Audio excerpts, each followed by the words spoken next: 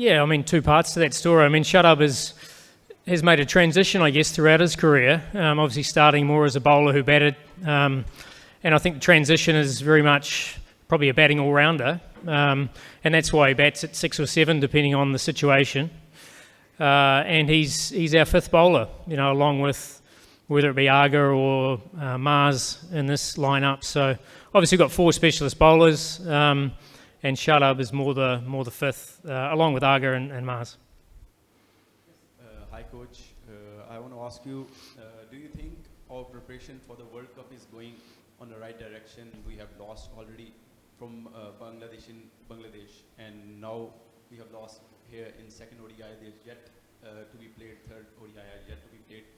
So are we on the right direction, because Pakistan is not doing really well in the ICC tournaments from last 3 or 4 years?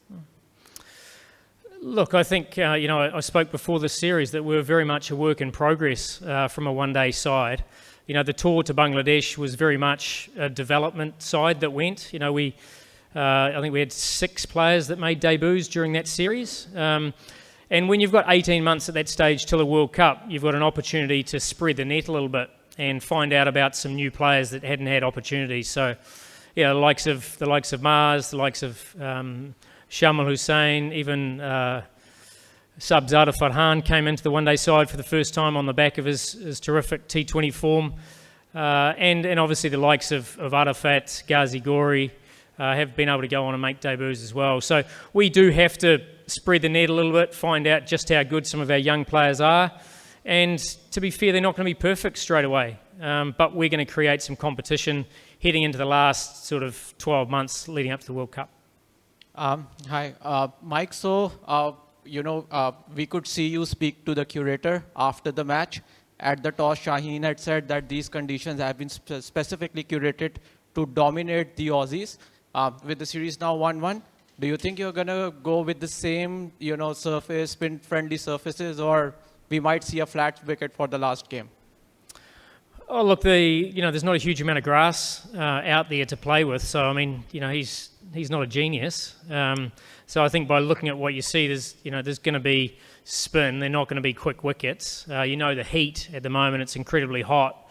So, those are the types of surfaces that, we are going to get this time of year. I mean, you'll see last year, we played South Africa on similar ones, and then we played Sri Lanka on ones that actually had a bit more pace and bounce. So, we're fortunate enough to be able to produce lots of different pitches. And today, Australia got a few too many with a bat, and we obviously started poorly with a ball. So it certainly isn't the pitcher's fault.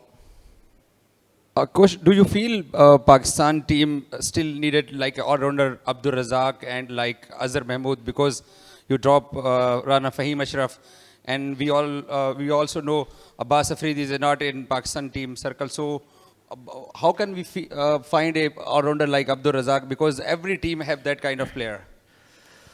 Oh, look, not every team around the world has those types of players. We'd love to have one of those, let alone 2. I mean, those are 2 of the greats. There's very few players around the world that do both from a seam bowling perspective. And we're obviously trying to find them. Fahim Ashraf certainly hasn't been dropped. We've decided that we felt this series was going to be more spin heavy, so we were able to bring, we didn't bring as many seamers along as we normally would.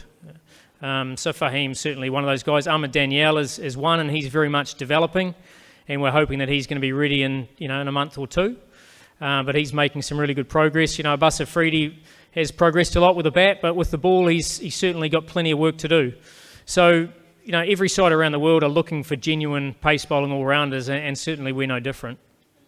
Mike, we have seen Arafat Minhas performing very well today, even with the bat and with the ball. How do you see his progress, and you are still considering him for the plans for 2027 World Cup? Also, that tweet you posted yesterday regarding the pitches, you want to clear things about that? Oh, look, firstly, Arafat Minhas has made a terrific start. And it's not just he was very good in the PSL. He deserved his opportunity. He'd been part of the Shaheens the last couple of tours. So he's very much on our radar. But, we hadn't imagined he would start as well as he has, which is outstanding. And he's shown, bat, ball, and in the field that he's ready to go. Very mature individual, and somebody who's, you know, you get the odd player every now and again that takes to international cricket quickly, and he seems to have done that. So, look, in terms of the pitches, I mean, we have to be able to play on a variety of pitches, not just with the ball, but with the bat as well. And, you know, we certainly showed prior to the World Cup out here that we were capable on these surfaces with the bat. We haven't quite shown that yet in one-day cricket, and that's going to be our challenge heading into the World Cup, where, you know, some pitches will provide surfaces like this. We also know that we're playing a heap of matches in different countries leading up to the World Cup. We'll play on some bouncy ones, we'll play on some flat ones, and as a team we have to pick a 15 that's suitable for all of those conditions, not just short, not just fast and bouncy either.